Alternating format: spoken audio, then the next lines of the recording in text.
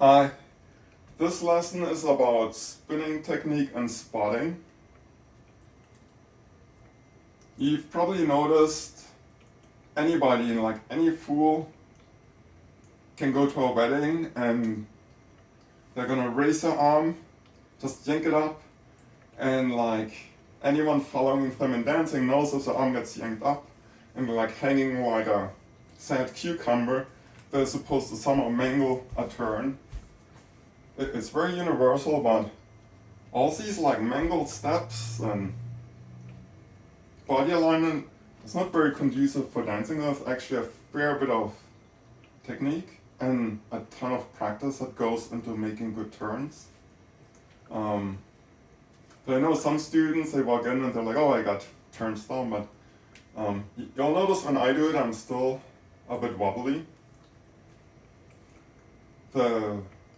We're going to talk about balance, spinning, and spotting in this lesson. The first thing is balance. Some of you may have really good balance of standing on one foot. Some of you may struggle. The really interesting thing to know about balancing on one foot from motor learning, I used to struggle with this. I would take yoga class after yoga class, and I couldn't stand for more than 5 seconds, no matter how much I practiced. And then I read a little bit about the theory of balancing, and suddenly I improved a lot. My misunderstanding and a common misunderstanding is that when you balance, you have to freeze your body. And balancing is actually not freezing, because if you imagine you put something very tall and very skinny on one uneven point, it's going to slowly fall. However, how the body works is, it's kind of like more an active balance. You're constantly falling, and you have to allow yourself to move around. I started thinking, at the bottom of my feet, if I stand on this one foot, somewhere there's a center of gravity. Like maybe it's right in the middle of the balls of my feet, but the center of gravity, it's gonna, like if this is my foot, it's gonna move around all over here, and it's okay that it keeps moving around. As if it moves all the way to this side, I know I have to lean a little bit more that way so that it goes back here.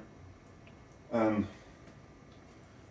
how I improve my balance a lot is like not trying to be frozen, but allow myself to move, like allow movement to happen. And paying attention, where is the point on the foot, like it's called the center of pressure. Center of gravity is here, center of pressure is at the bottom. And just allow myself to move around, and that helped me improve my balance fast. Let's move on to the spinning topic. To practice our spins, you want to stand on one foot, you want to have the other foot out to the side, and my feet are kind of straight, kind of not completely straight. I have no weight on my outer foot. I'm gonna bring my arms up, and what I'm gonna do is, I'm gonna start rotating my arms, and I'm gonna create more and more speed. And as I'm moving, I'm gonna suddenly arrest my arm movement. And when I stop my arms from moving, but they have all this momentum going, it's gonna start turning my whole body. Like a comparison that a lot of people experience as kids is, if I'm going to run on ice, and then suddenly put myself like this, I'm gonna slide. I can show you here on the floor a little bit. It's a little slide. Similar, what you're looking for is, you have to accelerate and suddenly lock your arms. So sudden locking is going to transfer the momentum to the rest of your body.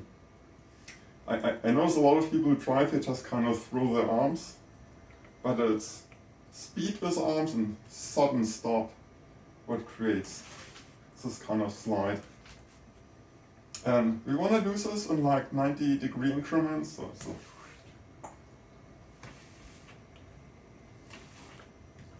And let's try the other side.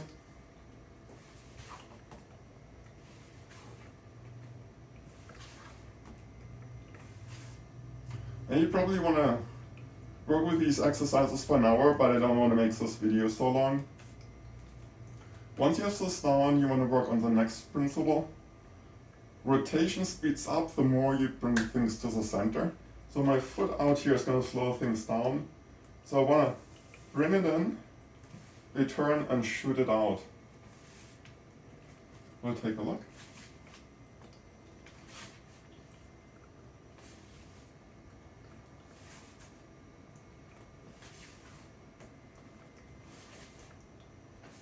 Nice.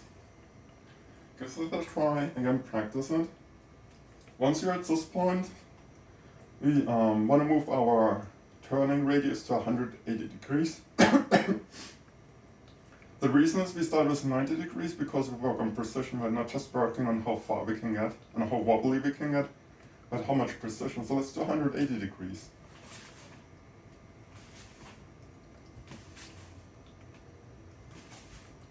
Let's do the other side.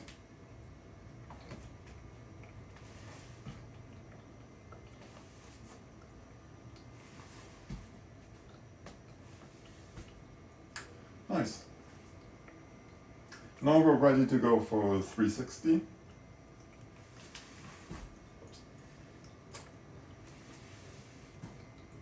Other side. Nice.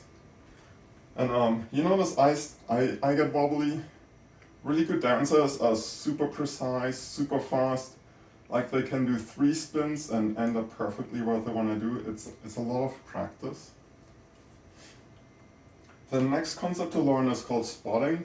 And because I broke my neck and my neck is fused, I can't turn my neck, so I can't demonstrate it very well.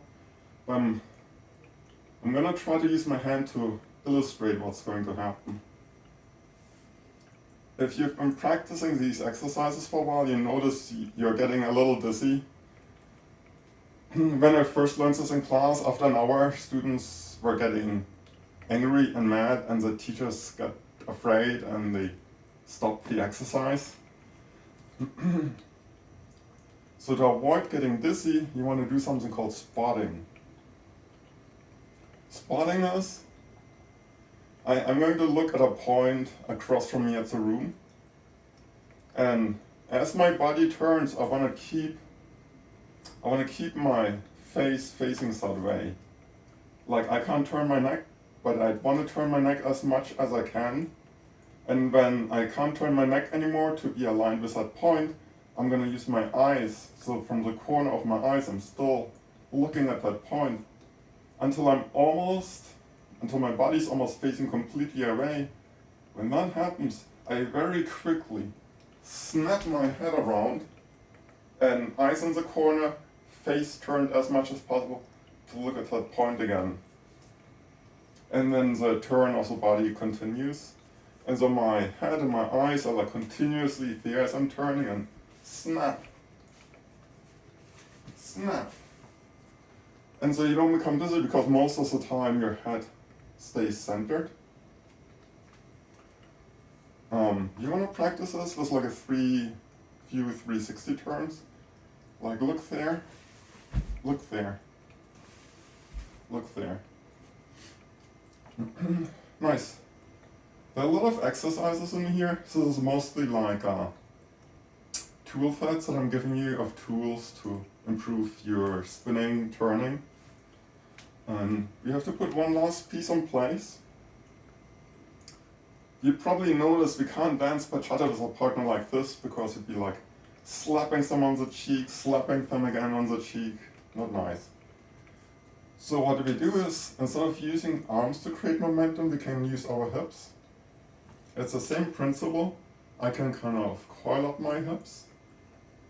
I can accelerate them, and then suddenly arrest them to get like a little spin.